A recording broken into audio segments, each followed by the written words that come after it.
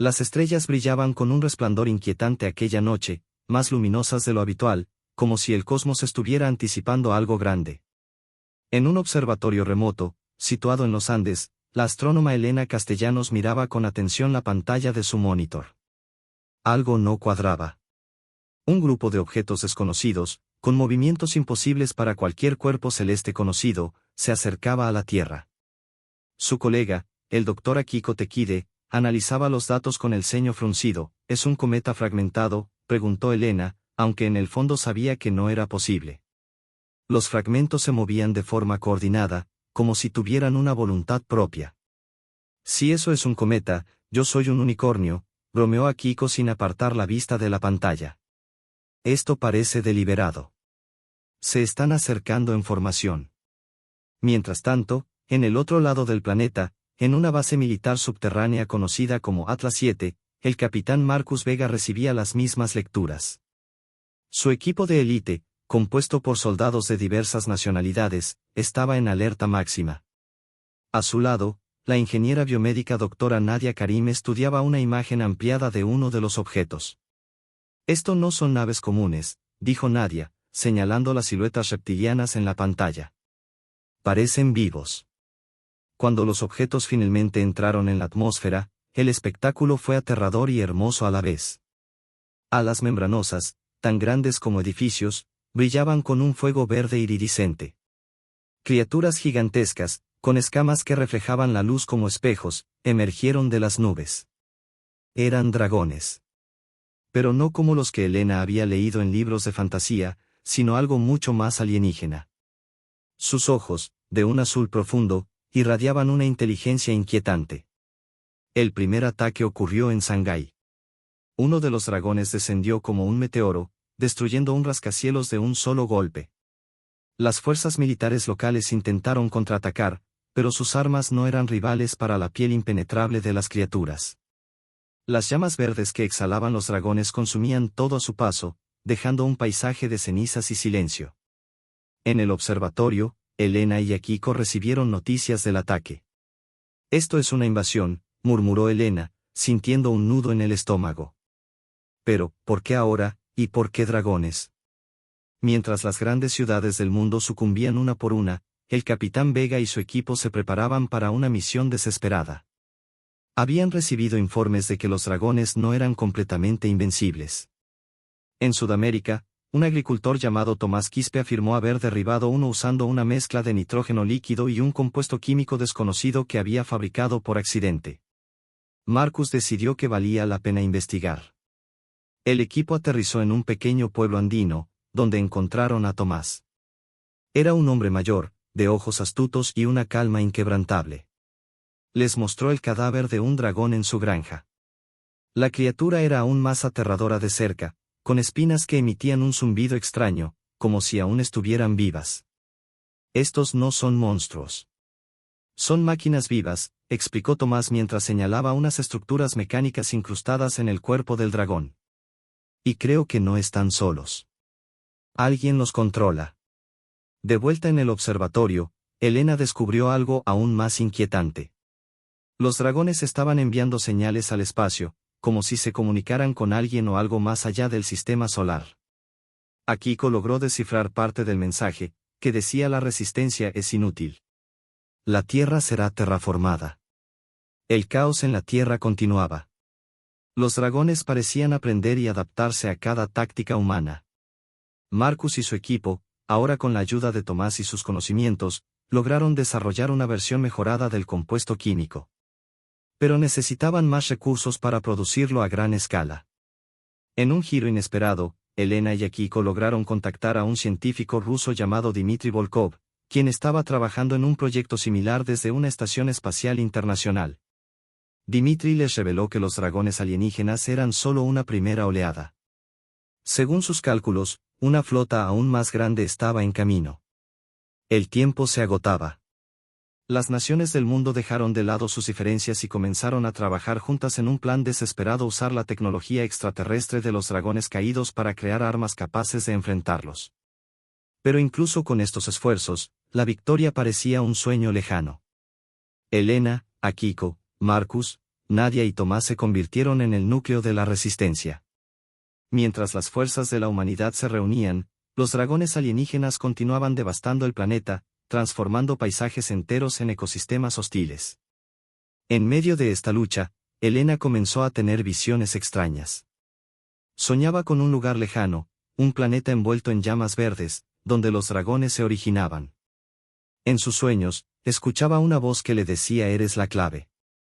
Sin saber qué significaban estas palabras, Elena compartió sus sueños con Akiko, quien comenzó a sospechar que la Tierra podría no ser solo un objetivo, sino también una clave para algo más grande, algo que los dragones intentaban proteger o destruir.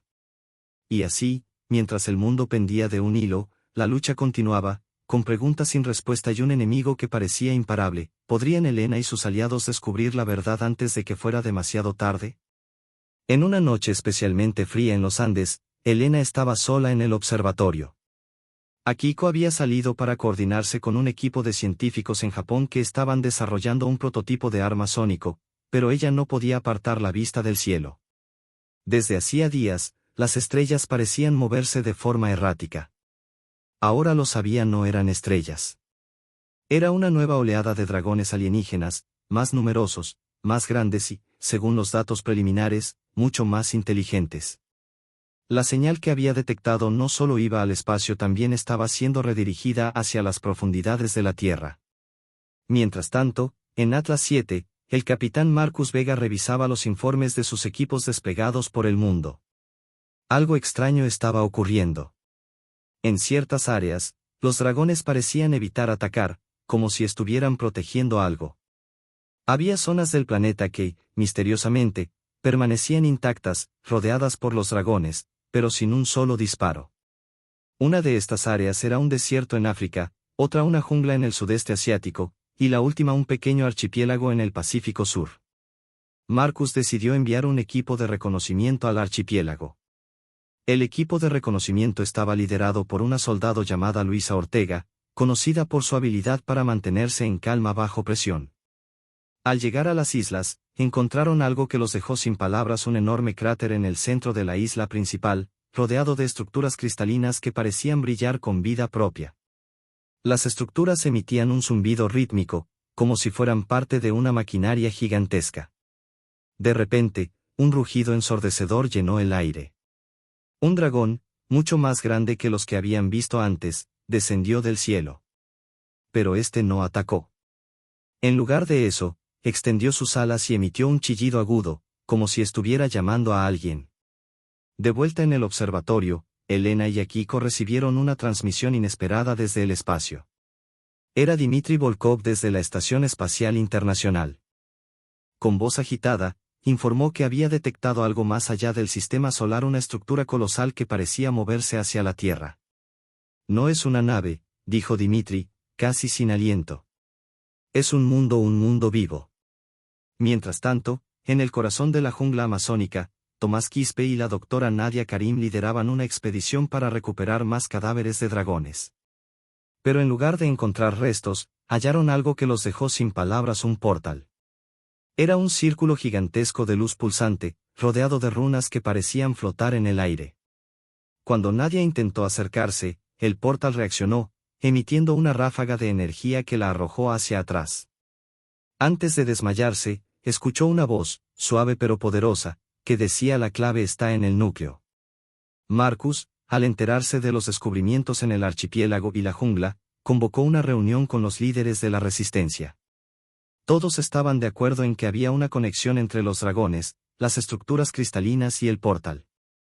Pero la pregunta seguía siendo la misma: ¿qué buscaban? ¿Qué era el núcleo? Mientras los humanos trabajaban desesperadamente por descifrar estos misterios, los dragones parecían estar ganando terreno. Sin embargo, algo extraño comenzó a suceder. Algunos dragones, los más pequeños y débiles, empezaron a caer del cielo sin razón aparente. Sus cuerpos se disolvían en una sustancia plateada que parecía viva, moviéndose como si buscara algo. Elena y Akiko lograron recolectar una muestra y la analizaron. La sustancia, al parecer, era una especie de nanomáquina, diseñada para reparar o reconfigurar los dragones. Pero esta tecnología alienígena estaba fallando. En Atlas 7, Marcus recibió un mensaje de Dimitri. Hay algo que necesitan saber. Esa estructura que se acerca no está vacía. Detecté señales de vida. Muchas. Y no son amigables. La tensión aumentaba con cada segundo. Mientras la humanidad se preparaba para lo peor, Elena tuvo otro sueño. Esta vez, no era un planeta lejano. Era la Tierra, devastada, cubierta por un cielo verde y ardiente. Y en el centro de todo, un enorme dragón negro, con ojos que brillaban como soles moribundos. La voz volvió, más clara que nunca: eres la clave. Despiértalo. Cuando despertó, compartió su visión con Akiko, quien rápidamente hizo una conexión. Elena, creo que el núcleo que buscan podría estar aquí, en la Tierra. Y si esa cosa que viene es un mundo vivo, tal vez el núcleo sea lo único que pueda detenerlo. Mientras Marcus y su equipo se dirigían al portal en la jungla, Elena y Akiko comenzaron a descifrar un mapa estelar encontrado en el cadáver de un dragón. Cada paso los llevaba más cerca de una verdad que podría salvar al planeta o condenarlo. Y así, mientras el destino de la humanidad pendía de un hilo, las preguntas seguían acumulándose: ¿qué era el núcleo? ¿Por qué Elena tenía estas visiones? ¿Y quién o qué estaba detrás de los dragones alienígenas? La lucha continuaba, con el reloj en contra y un enemigo que parecía estar siempre un paso adelante. En las profundidades de la jungla amazónica, Marcus y su equipo se acercaban al portal luminoso. La doctora Nadia Karim, ahora recuperada de su accidente, había convencido a Marcus de que necesitaban cruzar al otro lado para entender qué estaban enfrentando realmente. Sin embargo, cruzar era un riesgo enorme. Nadie sabía si podrían regresar. Tomás, con su ingenio práctico y un profundo sentido de propósito, insistió en acompañarlos. No llegué hasta aquí para quedarme mirando desde las sombras, dijo, mientras ajustaba un tanque lleno de su compuesto químico mejorado. En el observatorio, Elena y Akiko descifraban cada vez más del mapa estelar. Parecía que la Tierra no era el único planeta que había sido atacado por estos dragones biomecánicos. Había otros mundos marcados con símbolos similares, todos con un patrón. La destrucción se detenía en el momento en que algo llamado el núcleo primordial se activaba. Akiko estaba convencido de que la Tierra poseía este núcleo, pero encontrarlo sería como buscar una aguja en un pajar. Elena, por otro lado, comenzaba a sospechar que su conexión con los dragones no era casualidad. Su sueño reciente parecía más una advertencia que una simple visión. Mientras tanto, en el archipiélago del Pacífico, Luisa Ortega y su equipo estaban en medio de una intensa batalla contra un nuevo tipo de dragón. Una criatura más ágil y con un poder devastador podía manipular el campo magnético a su alrededor, desactivando las armas electrónicas. A pesar de las bajas, lograron recoger un cristal del cráter, una pieza que parecía reaccionar al contacto humano. La soldado lo guardó cuidadosamente y solicitó un transporte urgente a Atlas 7. En el portal de la jungla, Marcus y su equipo finalmente decidieron dar el paso. Con Nadia liderando el análisis y Tomás asegurándose de que el compuesto químico estuviera listo para cualquier emergencia, cruzaron al otro lado. Lo que encontraron fue completamente inesperado. No era un planeta ni una nave, sino un enorme vacío lleno de estructuras flotantes que se movían como si estuvieran vivas. En el centro del lugar, un dragón masivo y cristalino flotaba en silencio, rodeado por cientos de esferas que parecían observar a los recién llegados. Antes de que Marcus pudiera reaccionar, una de las esferas descendió y se posó frente a Nadia. Emitió una serie de luces y sonidos que, para su sorpresa, Nadia comenzó a entender. Está comunicándose conmigo no con palabras, sino con imágenes, dijo, mientras cerraba los ojos para concentrarse. Lo que vio la dejó sin aliento: una civilización antigua, alienígena, que había creado a los dragones como herramientas para terraformar mundos. Pero algo había salido mal. Los dragones habían evolucionado, desarrollando conciencia propia y rebelándose contra sus creadores. Ahora, estas criaturas biomecánicas buscaban dominar el universo, destruyendo o esclavizando a cualquier civilización que se interpusiera en su camino. De vuelta en el observatorio, Elena tuvo otra visión, esta vez más intensa. Vio a Marcus y su equipo en ese extraño lugar, enfrentándose al dragón cristalino.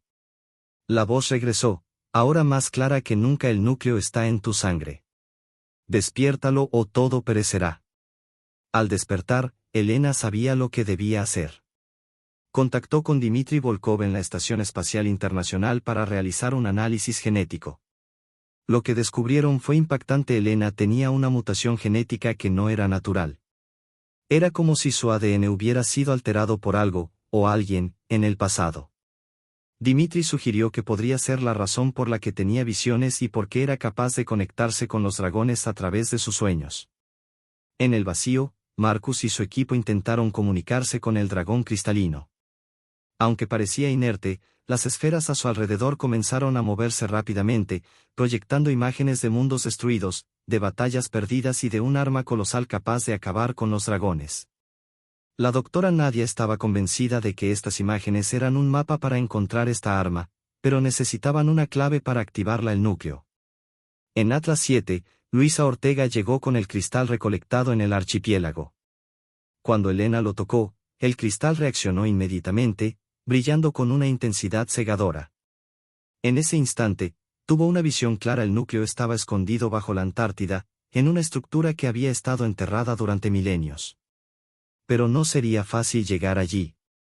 Los dragones habían comenzado a rodear la región, como si supieran que los humanos estaban cerca de descubrir su secreto. El reloj seguía corriendo.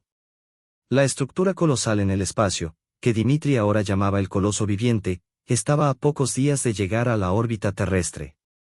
Elena, Akiko, Marcus, Nadia, Tomás y Luisa se preparaban para lo que parecía ser la batalla final.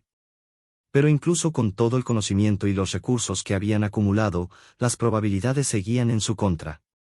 En el vacío, Marcus tomó una decisión desesperada. Si estas criaturas fueron creadas para terraformar mundos, tal vez podamos reprogramarlas, dijo, señalando al dragón cristalino. Pero necesitamos tiempo. Y tiempo es lo que no tenemos. En el observatorio, Elena tenía un último mensaje para el equipo: no podemos detener esto solos. Si el núcleo realmente está en mi sangre, significa que hay algo dentro de mí que podría activar el arma. Pero necesito llegar a la Antártida y rápido. Y así, con la humanidad al borde de la extinción y el destino del planeta colgando de un hilo, todos se prepararon para enfrentarse al enemigo más formidable que jamás habían conocido. Pero el mayor misterio aún estaba por revelarse: ¿quién había alterado el ADN de Elena? ¿Era ella realmente humana, o algo más? Con la urgencia apremiante, el equipo se dirigió hacia la Antártida, donde las fuerzas de los dragones ya habían comenzado a tomar posiciones. La base subterránea que Elena había identificado estaba protegida por una barrera energética invisible, una tecnología avanzada que probablemente provenía de los antiguos creadores de los dragones. A medida que se acercaban, el clima se volvía cada vez más inhóspito, como si la Tierra misma estuviera luchando contra su invasión. Elena sabía que el tiempo era limitado. Mientras el coloso viviente se acercaba a la órbita de la Tierra, ella sentía la presión de su conexión con el núcleo. Algo dentro de ella comenzaba a despertarse, una fuerza que jamás había sentido. Era como si su ADN alterado estuviera respondiendo a la proximidad de ese lugar. Al llegar a la base secreta, una entrada oculta se reveló ante ellos, como si el complejo mismo hubiera estado esperando por su llegada. Dentro, la estructura era como un laberinto de pasillos brillantes, hechos de materiales que no parecían de este mundo.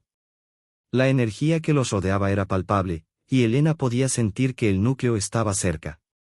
Pero no estaban solos. De las sombras, emergieron figuras, no eran dragones, pero sí una especie alienígena similar.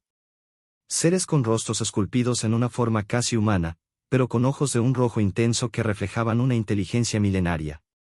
Eran los antiguos creadores de los dragones. Bienvenidos a la última esperanza de la humanidad, dijo uno de ellos, su voz resonando en la mente de todos. Nosotros creamos a los dragones para transformar mundos. Pero no sabíamos que se rebelarían. Ahora, todo lo que hemos creado está al borde de la destrucción, y ustedes, los humanos, son la única razón por la que todavía queda esperanza. Elena, confundida pero decidida, dio un paso al frente. ¿Qué tiene que ver el núcleo conmigo? ¿Por qué soy la clave? El ser con ojos rojos la observó intensamente. Tu ADN es un vestigio de lo que una vez fuimos. Tú eres la descendiente directa de aquellos que se rebelaron contra nosotros. En ti, Llevas la herencia de los mundos perdidos, y también la capacidad de reactivar el arma definitiva, una fuerza que puede destruir a los dragones y restablecer el equilibrio. Pero solo si lo permites. Helena, temerosa de lo que podría significar activar tal poder, miró a sus compañeros. Nadie dijo nada. El silencio en la sala era abrumador. Tomás fue el primero en hablar, ¿y si esto destruye la Tierra, y si ese poder no es controlable? Entonces la Tierra también caerá, respondió el ser. Pero si el núcleo se activa correctamente, podría salvarlo. Es un riesgo que debes tomar, porque no hay otra opción. Sin tiempo para más dudas, Helena se acercó a una plataforma central, donde un cristal oscuro descansaba. Era el núcleo. En el momento en que lo tocó, una corriente de energía recorrió su cuerpo.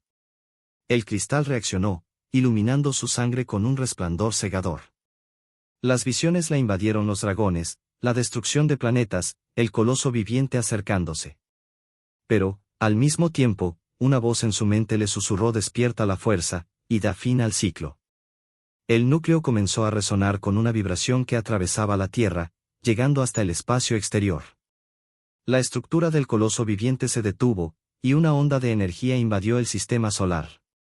Los dragones en la órbita comenzaron a caer, sus cuerpos ahora inertes, como si se hubieran desconectado de su fuente de poder. Pero, en el último momento, algo increíble sucedió. El dragón cristalino que había estado flotando en el vacío de la jungla amazónica apareció en el cielo de la Antártida, volando hacia Helena con una rapidez impresionante. A pesar de la caída de los demás dragones, él aún conservaba su poder, y su mirada era fija en la joven. Sin embargo, algo dentro de Helena se despertó, algo que había estado dormido en su interior. En lugar de atacarlo, Helena extendió la mano hacia el dragón. Una energía verde, pura y antigua, comenzó a emanar de ella, envolviendo al dragón en un abrazo luminoso. La criatura se detuvo en el aire, como si comprendiera que el ciclo de destrucción había terminado. La conexión que Helena tenía con los dragones no era solo una conexión de combate, sino una de reconciliación, una de equilibrio. En ese momento, el dragón cristalino se desintegró en una explosión de luz, convirtiéndose en partículas de energía que se dispersaron por todo el planeta. Las fuerzas de los dragones, que antes aterrorizaban la Tierra, ahora se disolvieron en el aire, dejando un mundo en paz, pero transformado. Con el núcleo sellado y el poder de los dragones ahora neutralizado, Helena miró al cielo. El coloso viviente, que había sido la mayor amenaza para la humanidad, comenzó a desmoronarse, liberando una onda de energía que desintegró la estructura que lo había sostenido. La Tierra se estabilizó. El futuro estaba ahora en manos de los humanos, pero algo en el aire había cambiado. Ya no eran simplemente una especie al borde de la extinción. Habían sido elegidos para preservar el equilibrio en un universo vasto y desconocido. La humanidad había demostrado su capacidad para resistir, para adaptarse, y, lo más importante, para reconciliarse con los seres que alguna vez fueron enemigos.